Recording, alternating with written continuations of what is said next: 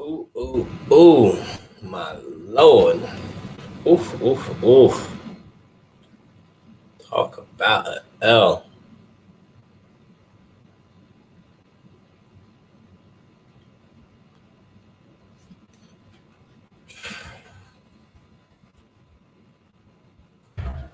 Oh my god, this boy Guice is out here wilding.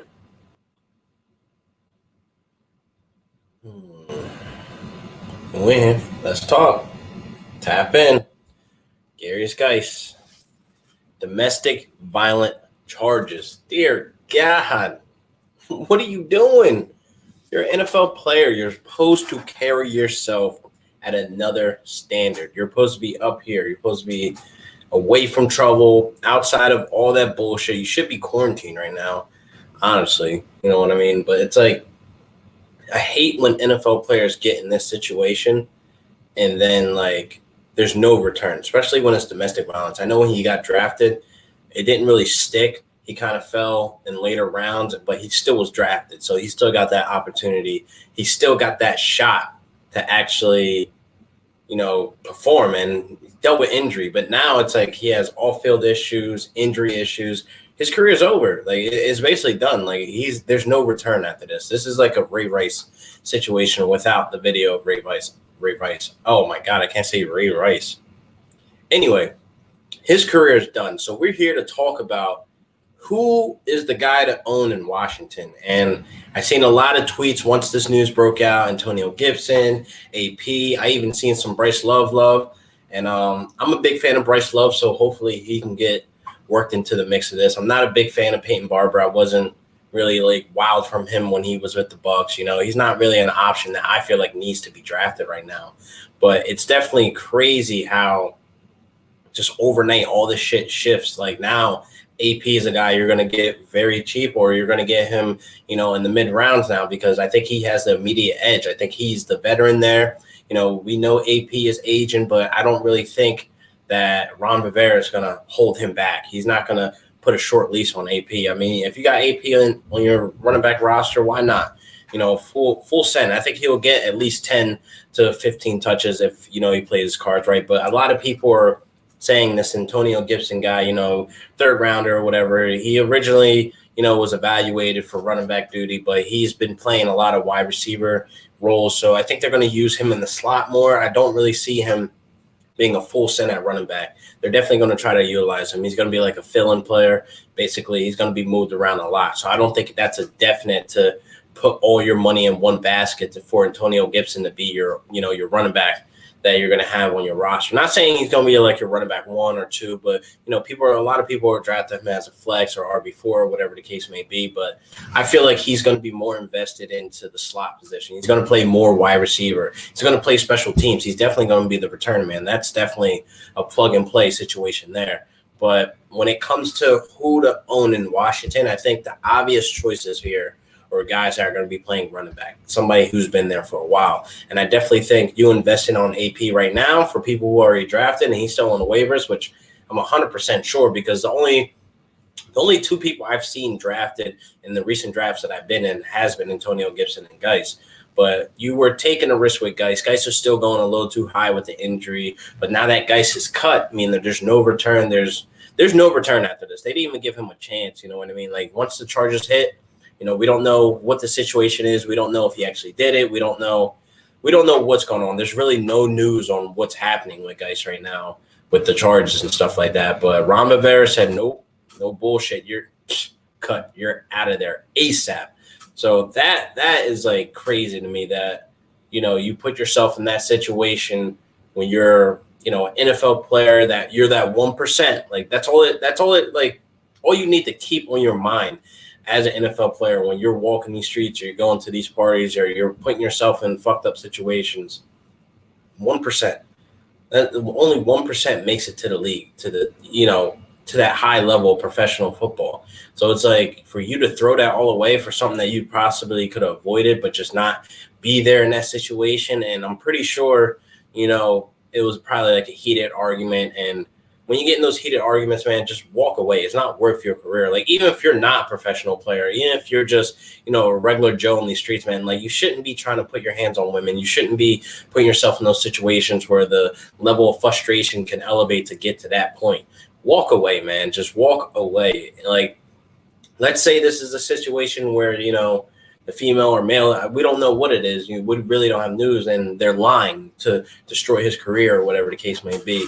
You just kind of got to take it how it is, take the blows, but you shouldn't be around people who have that negativity for you, that want to ruin you, when they're mad or they're upset like that. You shouldn't have those type of people in your circle, in your universe, because that's nothing but negative energy. And when you get negative energy, you get negative results, exactly like we're seeing. So we don't know if he did it or if he didn't, but for you to have, charges brung up against you, and then in the past when you were getting drafted, there was word that, you might have did something, but, it got swept under the rug. You got drafted, everybody forgot about it. But now it's coming up and again, and it's kind of making us believe that you actually did something back then. Now you did something now, so you're kind of fucked.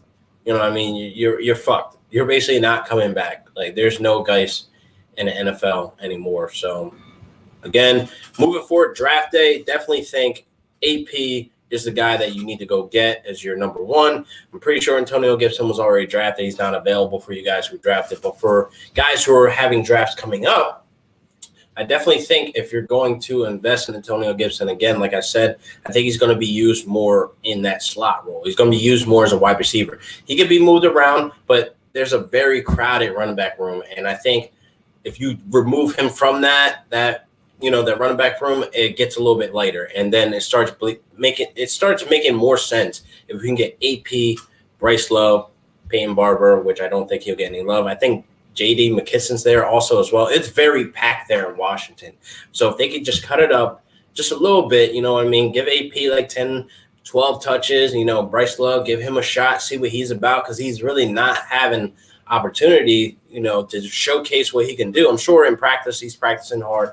He's getting the reps. He's doing what he can do. But at the same time, you definitely, you want to show out when you get that opportunity on game day. And even on special teams, some guys that play special teams like to show up and show out. Look at Randall Cobb. There was a video posted today of how he started his NFL career. The first touch of the ball, being on the field for the first time ever, your first NFL career, you score a touchdown on a kick return, or was it a punt return? It doesn't matter. He ran that shit back, and that was amazing. And then the rest was history there. He got a shot, on the offense, not exactly our wide receiver one. Jordy Nelson was there, of course, as the wide receiver one, but he was there in the slot, killing it, doing his damn thing. Shout out to Randall Cobb.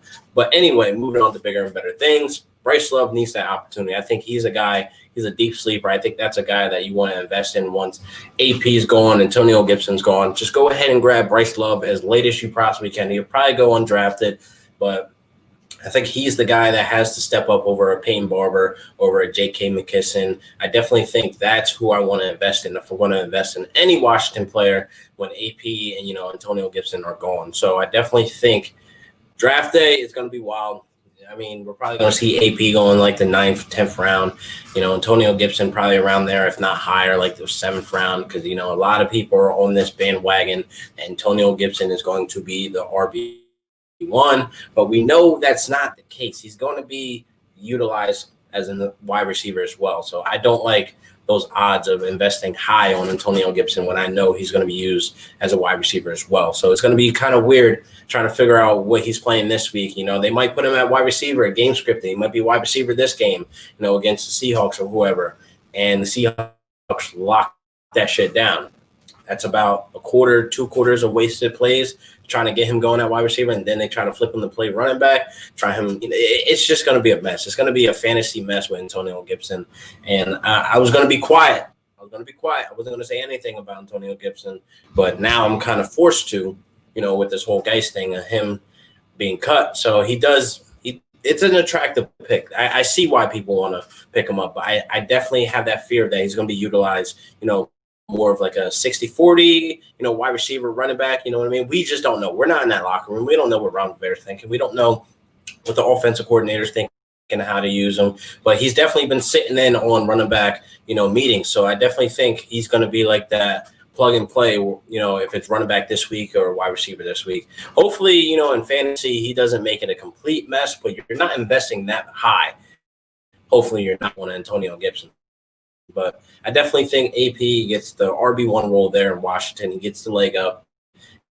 And there's really no other, equation where anybody else should be getting, opportunity, like a Peyton Barber or J.K. McKisson or J.D. or whatever the fuck his name is. He's trash.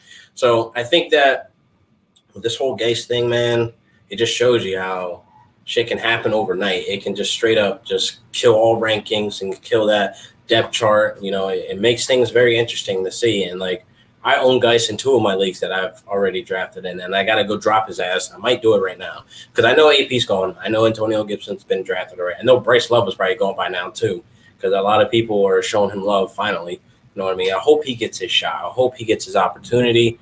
But damn, man, fucking Guice. What are you thinking? Like, why? God damn it. What do you guys think? Why don't you leave some comments? What do you guys think? Who's the guy to own in Washington? Tap in, leave some comments. Let's get some conversation going.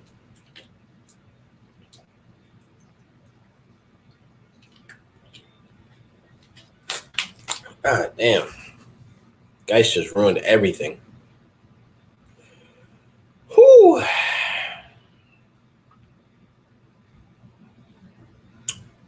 I'm really curious of what's going to happen also. If he does get a shot, where would he go? Honestly, I don't ever understand why you would do that. Why would you put yourself in that situation? Like, you're such an idiot. You're such an idiot, man. Dumbass. Oh, God. I'm about to just end this. I'm actually 3 people, 4 people, 5 people that are watching right now. I'm about to go live on Instagram. Just follow me. Real Deal Fantasy. It's right here. Wait, fail. Oh, fail. Right here. Follow me on Instagram. I'm about to go live on Instagram. I forgot to. Peace, love, and happiness. And stay away from Bobby, you fucking scumbag.